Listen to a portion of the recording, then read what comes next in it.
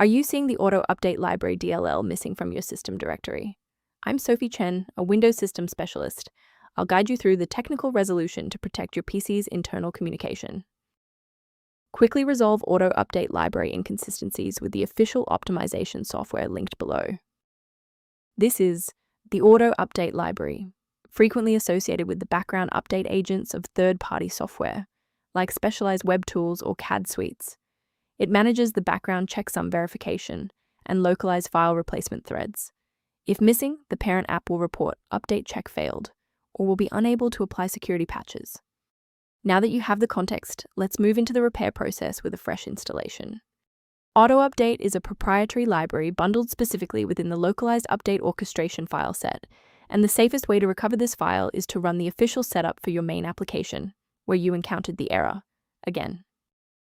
If that initial setup didn't clear the pop-up, let's examine the specific initialization sequence assigned to your application's directory. Performing a restart can determine if the error is just a transient environment glitch. A reboot refreshes your system's path variables and can sometimes re-establish a broken link to the Autoupdate library file. Bookmark this video or click the like button now so that you have a shortcut back to this guide after your PC finishes restarting.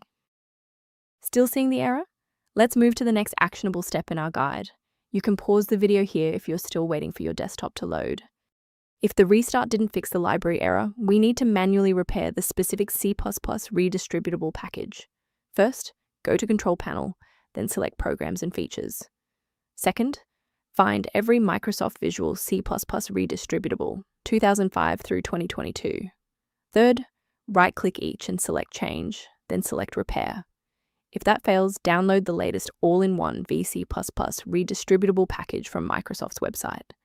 Please note that for DLL files with numbers, the number tells you which version to repair. For example, 120 equals 2013. From a systems engineering perspective, there is one major security pitfall I need to help you avoid. Manual intervention with Autoupdate Library DLL is dangerous because it can overwrite newer, secure versions of the file with older, vulnerable ones. Instead of relying solely on manual updates, you can maintain your system environment using a professional maintenance utility.